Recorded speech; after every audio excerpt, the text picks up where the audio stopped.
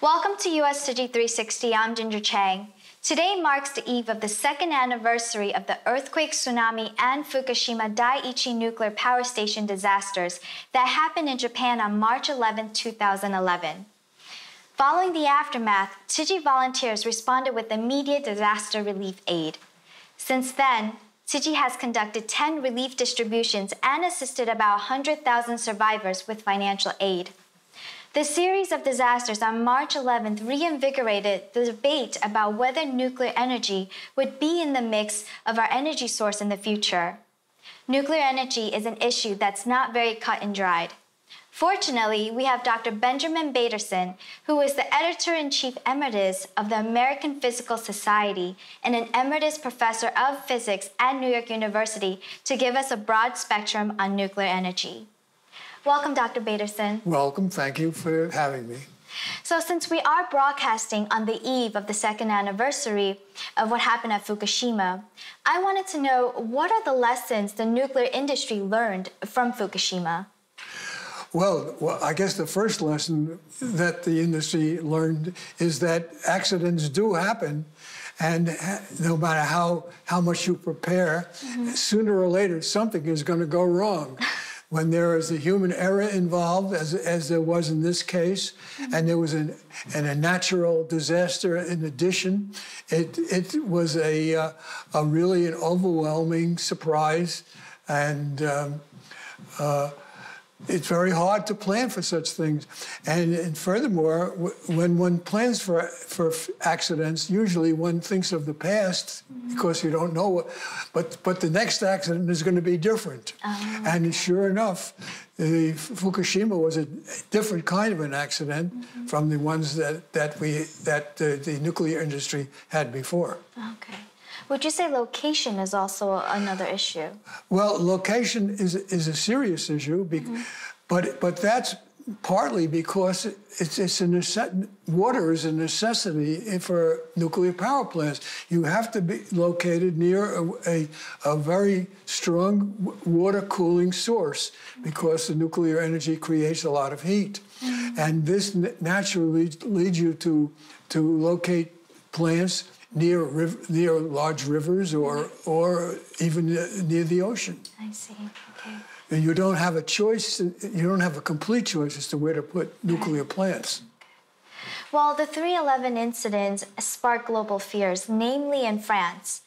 And being a nuclear power champion and the largest exporter of electricity in Europe, we're now going to take a break. Okay? Okay. And let's follow my teammate Nils as we go and hear what the French people have to say about nuclear energy.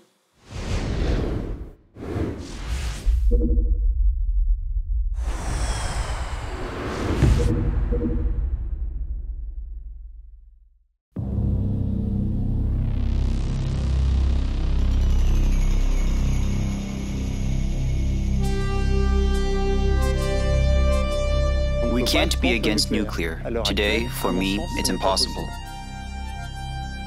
I've been since my youngest age anti-nuclear, and every year that passes, I'm a little more against it.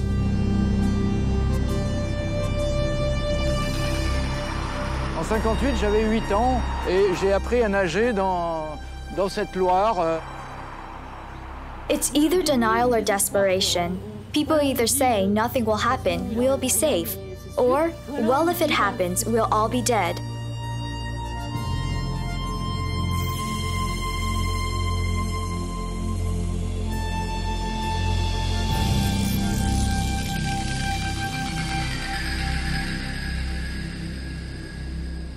Among the 2 million residents of Paris, about 99% have their electricity coming from nuclear energy. And even in the wintertime, when the heat consumption reaches its peak, France remains one of the only countries in Europe that rarely has to import electricity from abroad. Why? Because France is the most nuclearized country in the world, and while leaving Paris, it is easy to see it. Less than 100 kilometers away from the heart of the capital, we found the first power plant. France has a total of 19 power plants, represented by the green points on a map. The purple points you see are the other side of the nuclear sector. These points represent the sites where nuclear waste is being stored. The blue ones are the nuclear military sites. and all the different roads are commonly known as the nuclear way, because they are used either to transport uranium and nuclear fuel or the waste. Now it's easy to understand why most of the French are interested in the nuclear-related questions. It is now hard to know if the majority of French are pro or anti-nuclear. That is why we decided to meet people from both sides. The most important anti-nuclear network in France is known as Réseau Sortir du Nucléaire, literally the phasing out of the nuclear. And some of its activists have adopted an energy-saving way of life. I am a teacher and a councilwoman for the town of Lestoux, and in the same time, I'm the president of the Sortir du Nucléaire network here. That's why I spend most of my time fighting. I'm an engineer, and I started my anti-nuclear militancy as a baby. My parents were already anti-nuclear activists. Sortir du Nucléaire. It's a network of local French activist groups that are trying to undertake actions. Here for the plant of Saint Laurent, we are really active, but not as much as we would like to be. But we still do lots of activism. Last year, we organized a long human chain by the Rhone River, where all the French anti-nuclear groups gathered to protest. Another protest was here, in front of the plant. The plant of Saint Laurent has had several serious incidents or accidents that almost became nuclear catastrophe, like Chernobyl or Fukushima. The biggest accident in France so far at level 4 was here in Saint Laurent in 1980. We are on the site of Avaray, facing the plant of Saint-Laurent-des-Eaux. We have here the natural uranium graphite gas reactors, really the first generation of reactors. And here to your right are the new pressurized water reactors. I like this plant of Saint-Laurent because I've spent my entire career working here. Now, I'm the mayor of a town called Villebarou. And people started telling me, how can you conciliate to the environment and sustainable development when you have a nuclear background? And I tell them that it's exactly what I'm doing. I consider myself a social democrat nuclear environmentalist. Really simple, right? And I do want to contribute to the energy transition, reduce nuclear power, and develop the other energies. But today, with my experience, I think we can't make it without nuclear, and it doesn't prevent me from taking actions for our Earth, for our children to have a sustainable future. Here are 35 years of my life. Beautiful, no? I know some people might be shocked by that.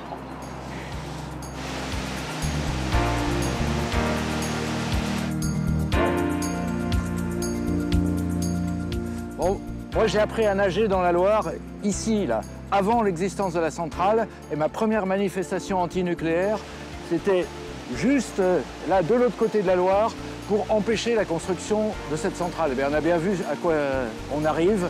La centrale s'est construite. La centrale s'est arrêtée, il y en a une deuxième depuis qui est construite derrière, ce qui fait que pour des centaines d'années, on a du nucléaire au bord de la Loire et qui réchauffe l'eau en plus. Donc, par contre, j'ai un vrai plaisir à photographier cette architecture industrielle. Il y a une puissance, il y a un geste architectural qui est pour moi assez incroyable et qui, au bout du compte, est à la gloire du XXIe siècle, comme Chambord était à la gloire du roi au XVIe siècle.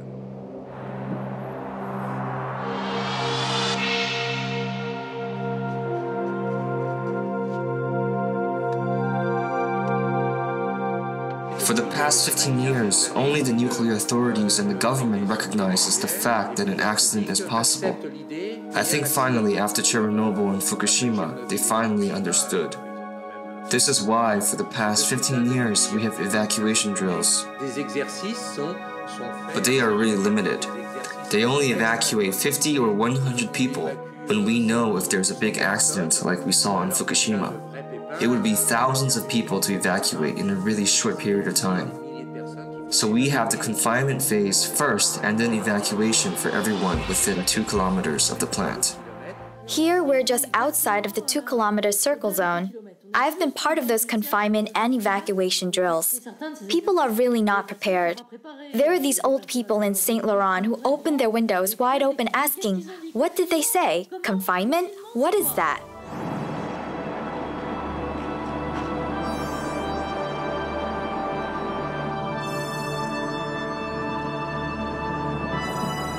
We can't compare the way we operate nuclear here in France and the way they operate in the US or in Japan. In France, we only have one operator. It's EDF. For me, it's essential. One operator for 58 reactors in 19 nuclear plants. In Japan, they have 11 operators for 54 reactors. Each of them was thinking about its own interest without considering the population or the environmental impact of which we see today the consequences. The purpose of EDF is to be the state-owned operator that is taking care of everything from A to Z. Nuclear is so present in the French mentalities. I think we almost need to have an accident here for the French to finally understand. Yes, because Chernobyl was in the old poor industrial USSR, and Japan is far, so I think they didn't understand the message yet. I think we have to make some efforts. We have to consume less, of course. Right now, people are consuming so much energy that if we decided, as the government said, to reduce our nuclear consumption to 50%, we can't make it. We need to build houses that consume less energy, to have progressively more wind power, more solar. But right now, we are not ready for that. It's really simple.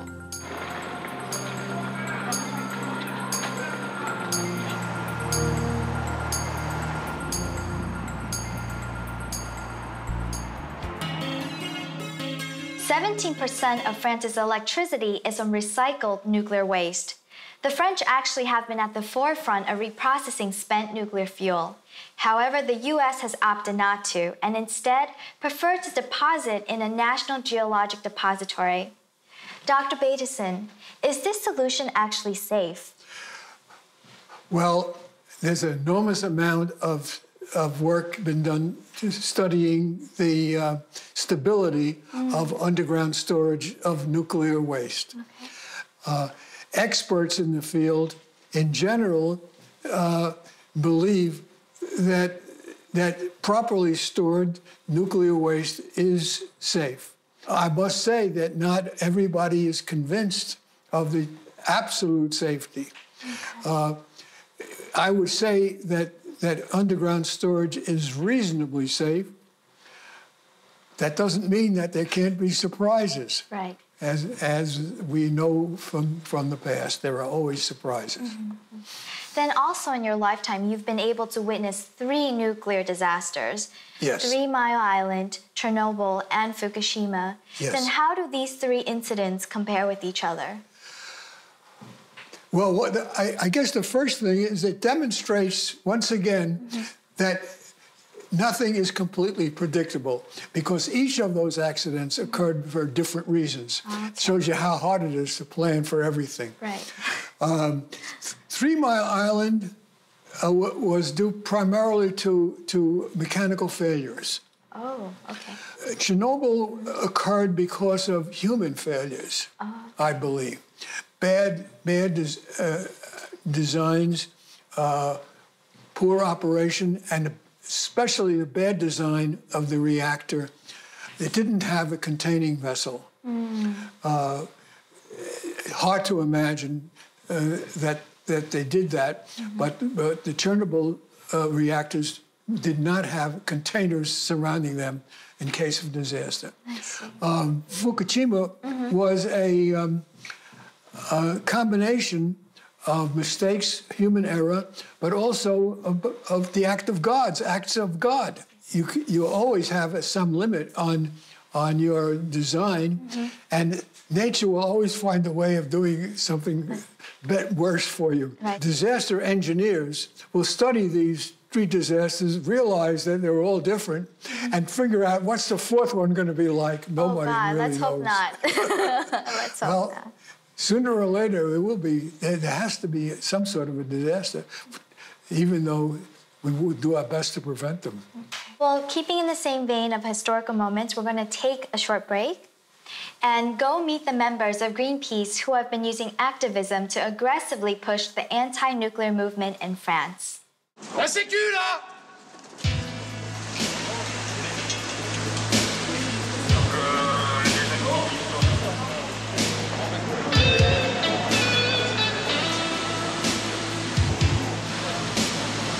pas. EDF voudrait nous vendre le fait que le nouveau réacteur d'Areva, l'EPR français, serait plus sûr que les autres. La réalité, c'est qu'il y a 15 jours, le président de l'ASN disait que ce réacteur ne prenait pas en compte, n'avait pas étudié le cas de figure de ce qui s'est produit à Fukushima et ne serait pas capable de résister dans de telles circonstances. I am Sofia Magnoni. I am a nuclear campaigner for Greenpeace in France. France is the most nuclearized country in the world, with 75% of our electricity coming from nuclear. The nuclear campaign is one of the historical fight of Greenpeace in the world. Greenpeace started 40 years ago against the atomic bomb. We also fought a lot against the waste issues in France, but in all Europe. I started 3 years ago to fight against the financing of nuclear reactor exports. Les militants de Greenpeace ont aujourd'hui accroché 2 bannières de chaque côté de l'entrée du siège de BNP Paribas à Paris, ainsi que monté une maquette représentant, symbolisant les 2 EPR que le gouvernement français va aujourd'hui vendre à l'Inde et qui seront financés essentiellement par BNP Paribas. Les militants de Greenpeace viennent d'effectuer une livraison symbolique des millions d'euros radioactifs que la BNP Paribas compte prêter à Areva pour financer un projet de réacteur nucléaire dangereux au Brésil, à Angra dos Reis. Ce réacteur ne respecte pas les minimums de sûreté internationaux. Sa construction a commencé avant Tchernobyl. Il n'est plus du tout aux normes. When I joined Greenpeace 3 years ago, we had a campaign against the export of nuclear waste to Russia because France was selling or sending a part of its nuclear waste to Russia, saying that one day maybe they can use it, but actually the price was so low that it's just paying for waste and nothing more. So we did a lot of action trying to block trains. There is clearly no solution for nuclear waste. France decided to develop reprocessing, which means a lot of transport of nuclear waste, which means also deep geological storage, and which means a lot of contamination due to reprocessing.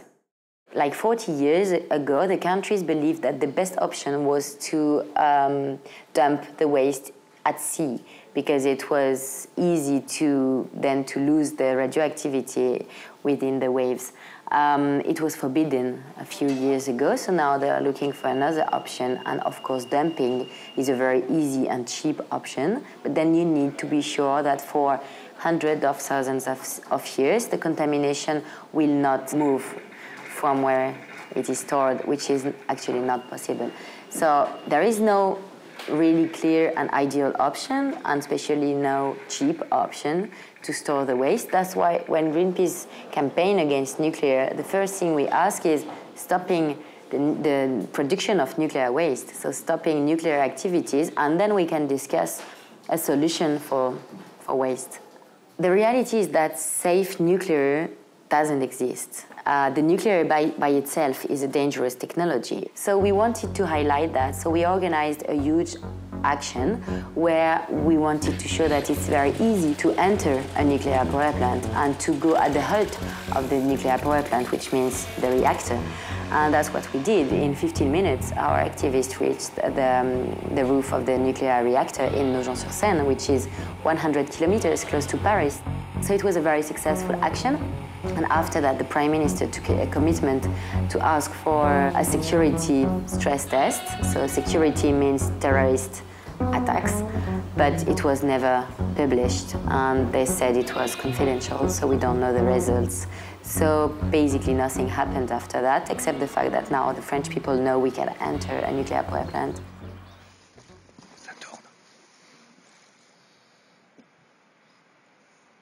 Our activists went to court. Each time we do an action, we take the responsibility of our acts. Actually, we did something useful. We showed all the French population that our nuclear power plant were not protected against terrorist attacks. Nuclear can never be a local issue, because if a major accident happens in a power plant in France, all Europe will be touched by it. And if a terrorist attack happens on a plutonium transport in France, and this plutonium is used to make a bomb by a terrorist group in any other country in the world, it's a global issue. Nuclear is never a local issue.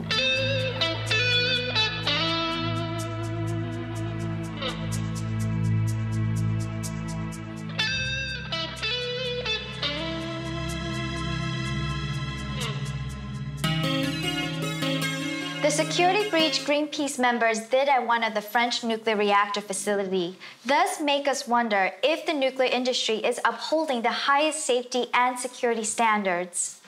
Dr. Peterson, as a former member of the Manhattan Project, your contribution in nuclear physics made it possible for nuclear energy to be a power source today. So if you were to compare then and now the industry, is it as safe as it claims? That's an almost impossible question to answer definitively. It is, the nuclear industry gets safer all the time. We learn from the past. We gain experience. We, as I say, we eliminate mistakes that caused past disasters. Mm-hmm. We cannot eliminate all mistakes that might cause future disasters, though. Right. But I do believe that the nuclear industry is relatively safe. In France, for example, as with an overwhelming fraction of their energy coming from nuclear, they have never had a fatal accident or a very serious accident. Since we're talking about the source of our energy in the future, what do you think is the most likely source of energy will be for future generations? My career has started off in nuclear energy, and it gradually changed into atomic physics and quantum mechanics. Over the years, I've considered everything, all possible sources of energy. Mm-hmm. Nuclear energy has the one great advantage over all other kinds of energy, mm-hmm. in that it is free of toxic materials that can cause global warming. Even solar energy has unwanted consequences because of the difficulty of manufacturing solar cells. That's a big problem. Mm-hmm. But nevertheless, if I had my way, I would like to see all of our energy coming from solar energy. Well, Dr. Peterson, thank you very much for being here. And I hope you enjoyed your time here. It's been a pleasure meeting all of you people. I'm delighted to be here. I'm impressed by the fine work that Tzu Chi does. Thank you for having me. Okay. And for you guys at home, I hope you enjoyed our show today. My team and I would also like to send our prayers to the survivors of the 311 incidents in Japan. Please stay with us next week for the second part of our feature to commemorate the second anniversary of the 311 nuclear incident in Japan. I'll see you next week.